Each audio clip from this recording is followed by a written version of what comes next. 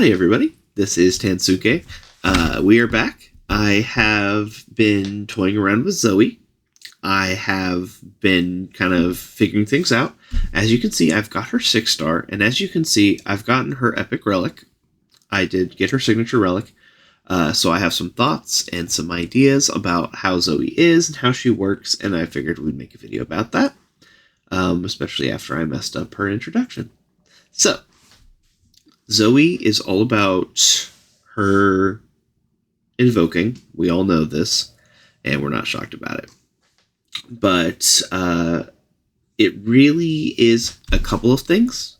It is her ability to scale, and it is her ability to clinch games because most of her good cards are going to be invokes.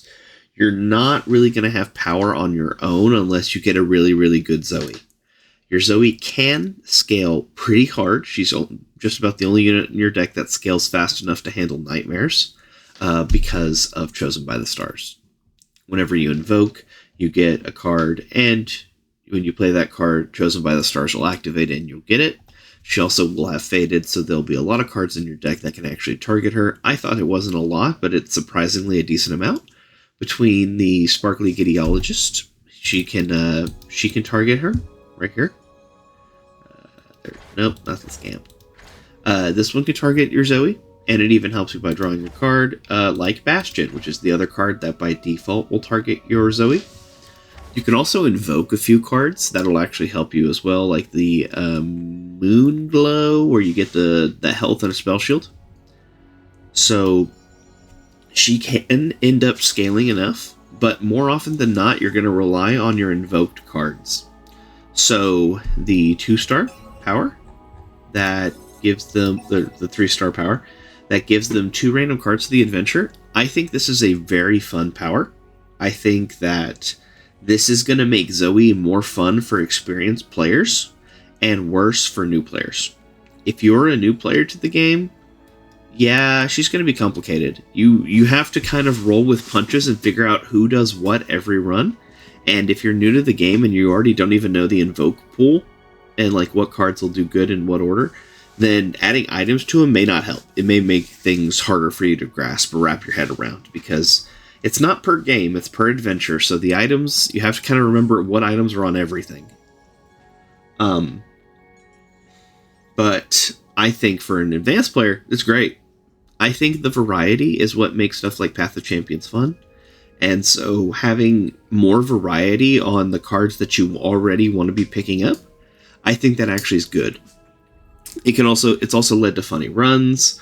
I've seen some fun stuff. I enjoy, for example, seeing discounts on cards, or even I've had a couple runs where the really cheap cards get stuff like the Resplendent Armor and their price goes way up. So it's kind of like, oh, I don't know if I liked that, but I have to deal with it now.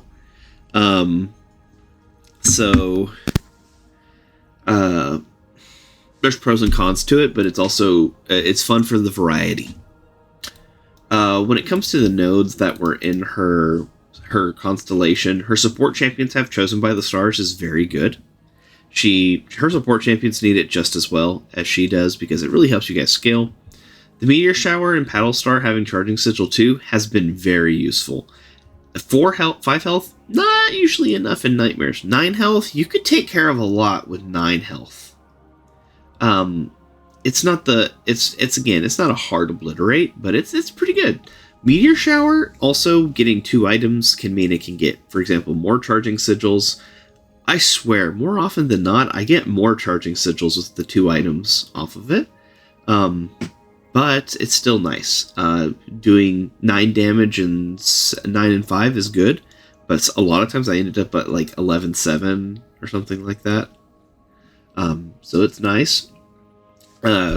These is nice. Getting more invokes on spells, really, when it says 3 or more, you should look at that and say for your drafting, I want 3. 3 mana is the kind of the sweet spot to get those benefits. Super cool Star Chart and Paddle Star having Mana Potion it's useful. You really do feel the Paddle Star being cheaper. It's really important because It makes your Sleepy Trouble Bubble into Paddle Star combo 4 mana instead of 5, and it also means spell mana is more likely to help you cover it. So that is very nice. This node is probably one of the more important ones, along with the support champion. The super cool star chart also having it is also really nice because you can get them pretty cheap. Alright, let's talk about her 4, 5, and 6 star. The portal jump, the slow celestial spells accelerating to fast, it's very powerful. There's so many good cards that are in the invoke pool that are slow. So silencing a unit, giving yourself spell shield, and once you get the 6 star, even the obliterate cards like the Comet and obliterate 2 or 3 units or 2 units. All of those are slow, and it's very helpful to make them fast so you can use them as combat tricks. I would say that the 4 star is really expedited or really helped by the 6 star though, because it makes the cards cheaper as well. If it's the only card you're playing during your turn, it's not as fun to spend your whole turn waiting for the enemy to attack or for you to attack, for example.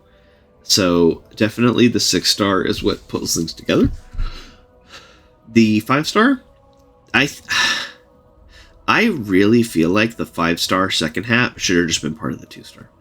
I really feel like it should have just been +1/+1. I really felt along the way that units were just too squishy. Your entire board had no health.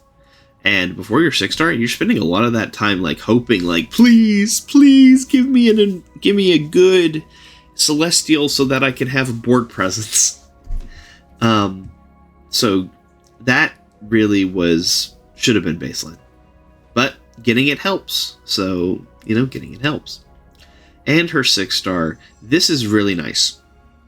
This really helps. It makes 3 costs down to 2 costs, 2 costs down to 1 costs. I say those ones first because of her natural super cool star chart.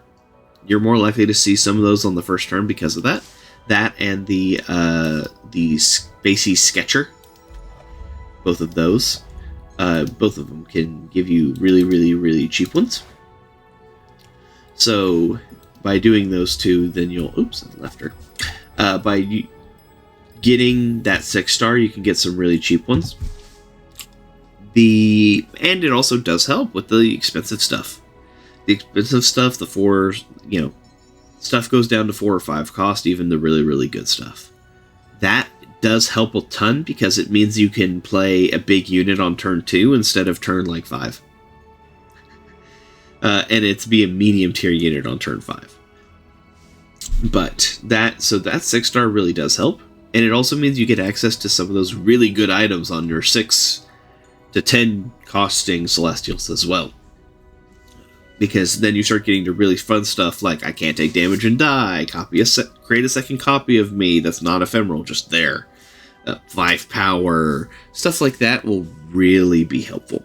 So the 6 star really, if you really want to go into anything like 5.5 star and up and you don't want to spend the whole time sweating or rolling for powers, you could beat anything with 3 stars that way, probably.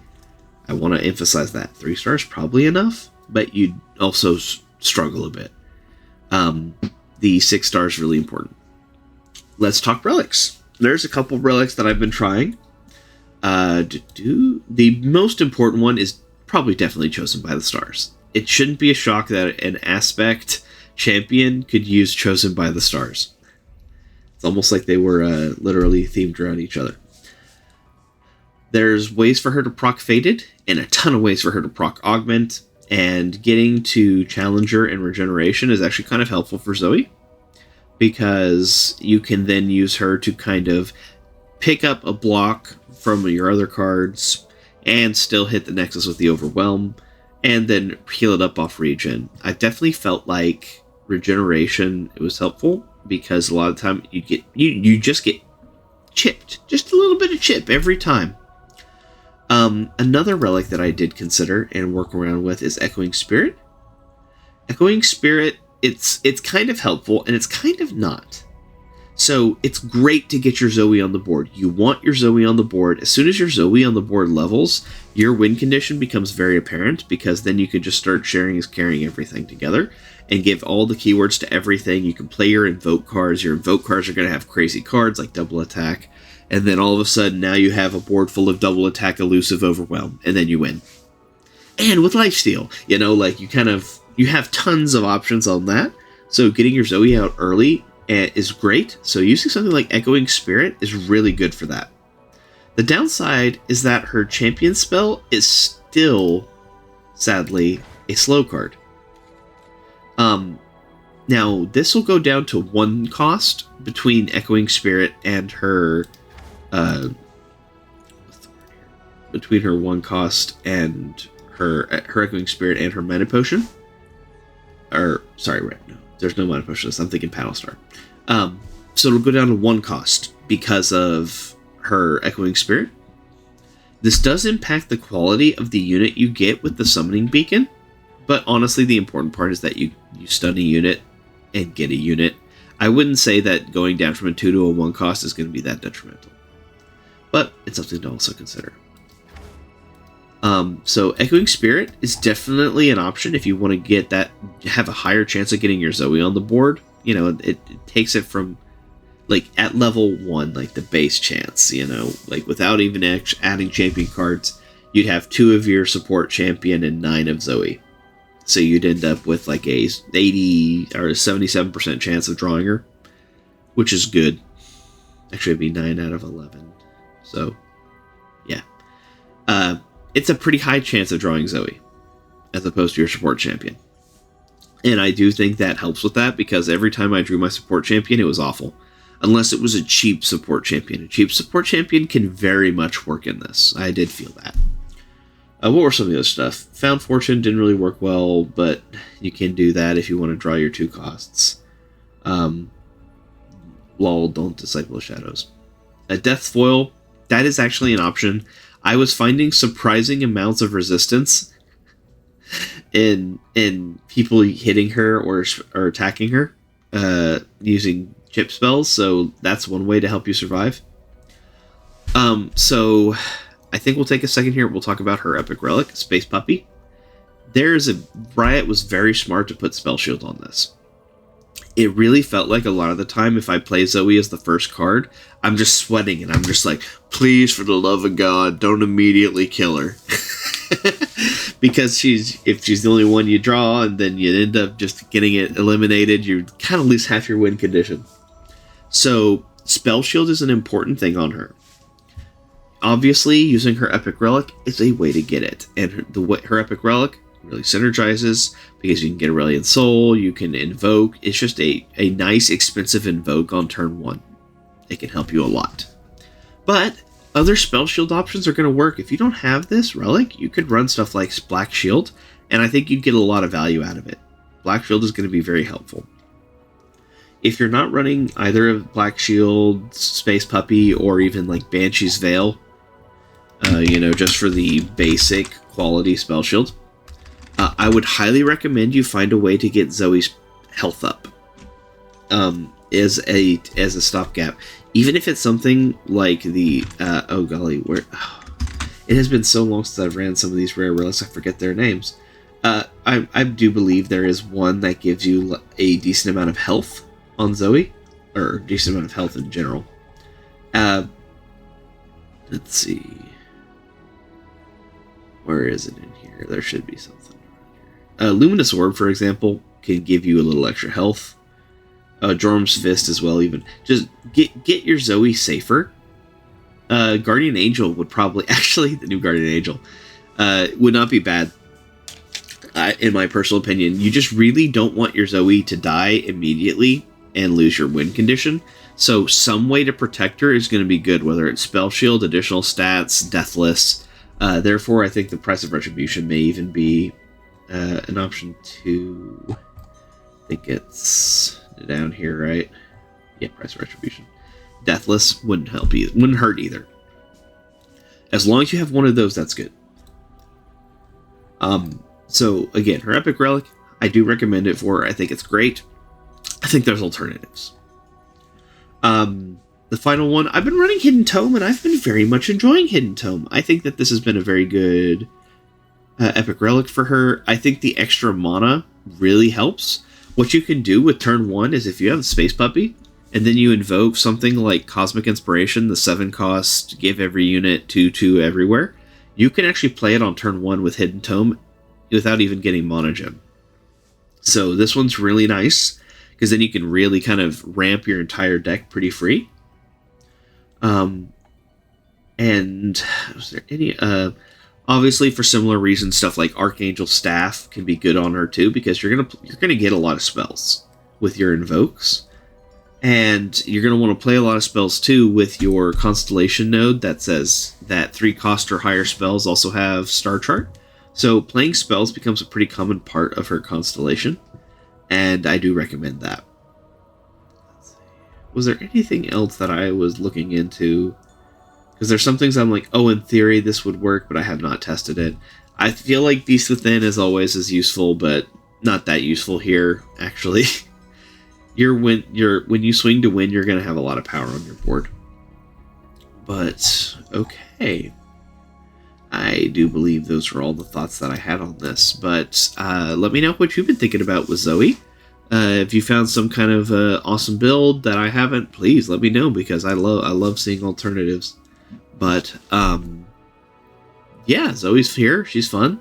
Give her a shot, and I do think she's worth her 6-star. It's a pretty strong 6-star by the time you get it. But all right, this has been Hitsuke, and I will catch you guys